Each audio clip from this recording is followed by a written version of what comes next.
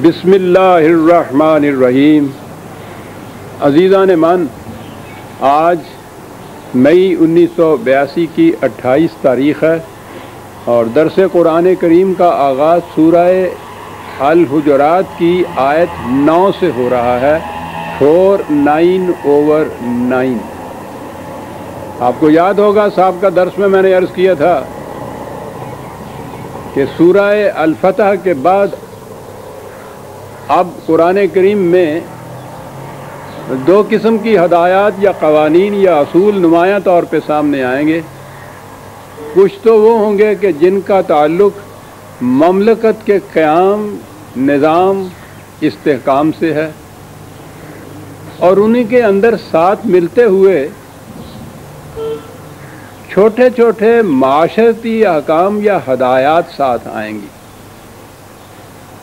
نظر بظاہر یہ سمجھ میں بات نہیں آتی کہ ایک طرف اتنے بڑے بلند اور اہم معاملات مملکت کے متعلق، اور ان کے ساتھ ہی دوسری آیت کے اندر ایک چھوٹی سی ہدایت معاشرتی، لیکن آپ غور کریں گے تو نظر آئے گا کہ ان کا تعلق بڑا چولی دامن کا ہے۔ یہ جنہیں ہم چھوٹی چھوٹی معاشرتی خرابیاں کہتے ہیں، انہی سے بڑے بڑے ہنگامے برپا ہو جاتے ہیں، فسادات ہوتے ہیں۔ اور یہ بات نہ بھی ہو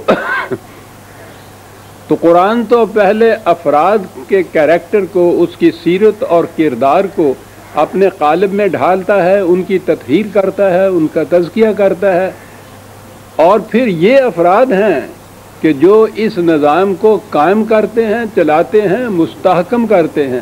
یہ مکینیکل چیز نہیں ہے کہ ایک مشین ہے، سیٹ کر دی، بٹن دبایا تو وہ چلنا شروع کر دیا اس نے از خود۔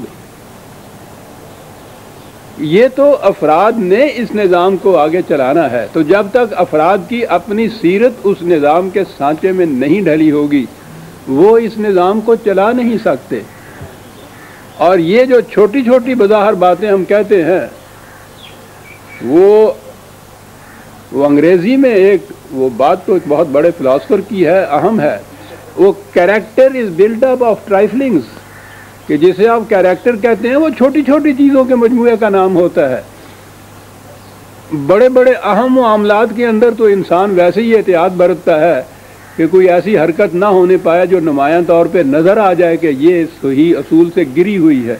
روزمرہ کی زندگی میں صبح سے شام تک جب آپ کے معاملات دوسرے لوگوں سے پڑھیں تو دیکھنا یہ ہوتا ہے کہ غیر شعوری طور پر چھوٹی چھوٹی سی باتوں کا ظہور آپ کی طرف سے کیسے ہوتا ہے، اس کا رد عمل کس قسم کا ہوتا ہے۔ یہ ہے اصل معیار کسی کے کیریکٹر کو پرکھنے کا۔ اور یہ وجہ ہے کہ قرآن نے اتنے اہم امور مملکت کے متعلق اصول و ہدایات کے ساتھ ساتھ چھوٹی چھوٹی جزئی سی چیزیں معاشرتی زندگی کے متعلق بھی ساتھ ساتھ بتاتا چلا جاتا ہے۔ پچھلی آیت میں جیسے پچھلے درس میں آیت میں جو آیا تھا کہ کوئی بات تم تک اگر پہنچے تو اس کو یوں ہی نہ لے اڑا کرو،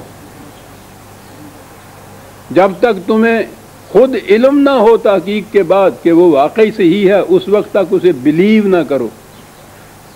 اور اگر اس کا تعلق اجتماعی امور سے ہے تو جو ذمہ دار مملکت کے عمال، کارکن، جو بھی ذمہ دار حضرات ہیں، وہ اس تک پہنچاؤ، وہ تحقیق کریں گے، اس کے بعد وہ بات جس طرح سے چاہیں گے آگے پھیلائیں گے۔ تم اپنے طور پر اس چیز کو آگے نہ پھیلاؤ۔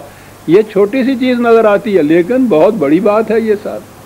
اب آپ دیکھیں گے چھوٹی چھوٹی باتیں ساتھ لاتا جا رہا ہے، اور اگر معاشرے میں ان چھوٹی چھوٹی سی باتوں پہ عمل شروع کیا جائے تو آپ دیکھیے گا کہ کم از کم 50% معاشرے کے فسادات کی باتیں تو اسی سے حل ہو جاتی ہیں۔ اہم بات جہاں سے آج کا درس شروع ہوتا ہے وہ اہم اجتماعی، قومی، ملی اور مملکتی نظام سے تعلق رکھتی ہے۔ وَإِن طَائِفَتَانِ مِنَ الْمُؤْمِنِينَ اقْتَتَلُوا فَأَصْلِحُوا بَيْنَهُمَا فَإِن بَغَتْ إِحْدَاهُمَا عَلَى الْأُخْرَى فَقَاتِلُوا الَّتِي تَبْغِي حَتَّى تَفِيَّ إِلَى أَمْرِ اللَّهِ فَإِن فَاءَتْ فَأَصْلِحُوا بَيْنَهُمَا بِالْعَدْلِ وَأَقْسِطُوا إِنَّ اللَّهَ يُحِبُّ الْمُقْسِطِينَ۔ قرآن کریم نے ایک امت کی تشکیل کی جو مومنین پر مشتمل ہوتی ہے۔ مومن افراد کے ایک اجتماعی تشکیل کا نام امت ہے، جماعت مومنین ہے۔ ان کے متعلق قرآن کریم نے مومنوں کی باہمی زندگی کے متعلق کہا۔ ایک تو یہ یاد رکھیے کہ قرآن کریم نے قتل ناحق وہ کسی کا کیوں نہ ہو، ضرور نہیں ہے کہ وہ مومن کے متعلق ہی وہ کہا، قتل ناحق اس نے یہ کہا ہے کہ جان کی قیمت اور حرمت اتنی زیادہ ہے کہ جس کسی نے کسی ایک جان کو ناحق ہلاک کر دیا، یوں کہیے گویا اس نے پوری نوع انسانی کو ہلاک کر دیا۔ اور اگر کسی نے ایک جان بچا لی تو یوں سمجھیے کہ اس نے نوع انسانی کی جان بچا لی۔ تو گویا ایک جان کی قیمت، اہمیت اور حرمت قرآن کے نزدیک اتنی بڑی ہے کہ ایک جان کو ضائع کر دینا یا ہلاک کر دینا اس کے نزدیک پوری نوع انسانی کو ہلاک کر دینے کے مرادف ہے۔ اہمیت اتنی بڑی ہے۔ اب بالخصوص جب وہ جماعت مومنین کی طرف آتا ہے تو یہ اہمیت دوہری ہو جاتی ہے۔ ان کے آپس کے باہمی تعلقات جو ہیں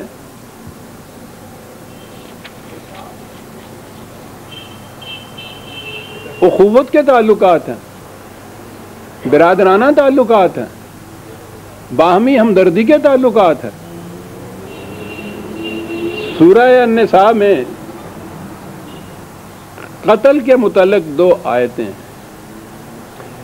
ایک تو ہے قتل خطا، سہون کسی کا قتل ہو جانا۔ صاحب ہے یہ ارادتاً جرم نہیں ہے۔ سہون جو قتل ہے اس کے لیے قرآن نے خون بہا مقرر کیا ہے، دیت جسے کہتے ہیں، خون کی قیمت ادا کر دینا۔ اس سے زیادہ سزا نہیں ہے کوئی۔ سہون یہ خطان ہے۔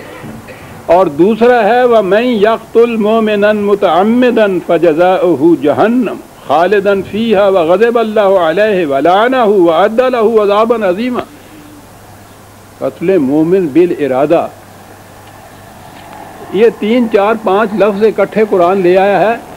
میں سمجھتا ہوں کہ کچھ اس نے چھوڑا ہی نہیں ہے جو کسی کے خلاف جرم کی سزا کے لیے کہا جا سکے، کوئی چیز ہی نہیں چھوڑی ہے۔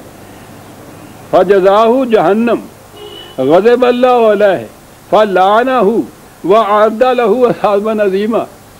قتل مومن بالعمد، تو آپ اندازہ لگا لیجئے کہ اس کی کتنی اہمیت ہوئی۔ یہ تو اس نے ایک قانون دیا، ایک اصول دیا، لیکن اس کے باوجود وہ سمجھتا ہے انسانی کمزوریوں کو۔ اب اس آیت میں ہے کہ اگر جماعت مومنین کے کوئی دو گروہ آپس میں قتل پہ، جنگ پہ، لڑائی پہ، اس پہ اتر آئیں کسی طرح، یعنی یہ تو بہت بڑا جرم ہے۔ ایک مومن کا بالارادہ قتل بھی قرآن نے بتایا ہے کہ کتنی بڑی سزا کا مستوجب ہوتا ہے، لیکن بہرحال ایک امکانی شکل ہے کہ اگر کہیں ایسا ہو جائے کہ دو گروہ مومنین کے الجھ پڑیں آپس میں، کہا کہ تمہیں چاہیے کہ ان میں صلح کرا دو،